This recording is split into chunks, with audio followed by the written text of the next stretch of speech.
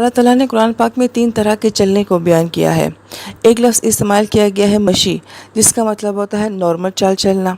دوسرا لفظ سعی استعمال کیا گیا ہے، اس کا مطلب ہے تھوڑا تیز رفتار کے ساتھ چلنا، اور اس چلنے میں کچھ کوشش اور محنت کا بھی دخل ہے۔ اور تیسرا لفظ سبقہ استعمال کیا گیا ہے، جس کا مطلب ہے دوڑنا۔ اب ہم قرآن پاک میں دیکھتے ہیں کہ یہ تینوں الفاظ اللہ پاک نے کس طرح اپنی آیات میں استعمال فرمائے ہیں۔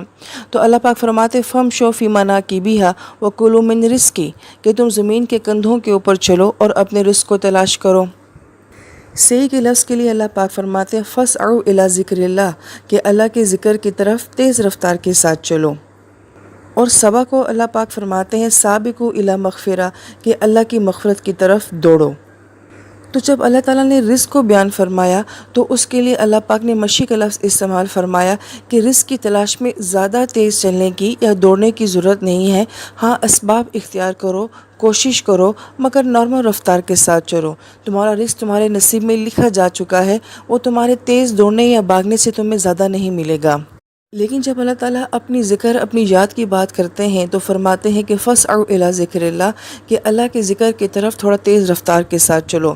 مفسر کرام یہ فرماتے ہیں کہ انسان اللہ تعالیٰ کو یاد کہاں جا کے کرتا ہے تو بیت اللہ اور مساجد جو ہیں یہ وہ جگہ ہیں جو اللہ تعالیٰ کے ذکر کے لیے بنائی گئی ہیں۔ نبی علیہ السلام یہ فرماتے ہیں کہ جب تم مسجد کی طرف آؤ تو دوڑ کر مت آؤ، مگر وقار کے ساتھ تھوڑی تیز رفتار کے ساتھ چل کر آؤ۔ تو اللہ تعالیٰ اپنی یاد کے لیے فرماتے ہیں کہ کچھ ایفرٹ کرنی پڑے گی، کوشش کرنی پڑے گی، محنت کرنی پڑے گی، تھوڑا تیز رفتار کے ساتھ محبت کے ساتھ چل کے آنا پڑے گا۔ لیکن جب اللہ پاک مغفرت کی بات کرتے ہیں، معافی کی بات کرتے ہیں تو اللہ پاک فرماتے ہیں اس کے لیے دوڑ کر آؤ، ایک دوسرے سے آگے نکلنے کی کوشش کرو کہ اللہ تعالیٰ کی معافی اتنی قیمتی چیز ہے کہ اس کے لیے جتنی دوڑ لگا سکتے ہو دوڑو، اور جتنا تیز بھاگ سکتے ہو بھاگو۔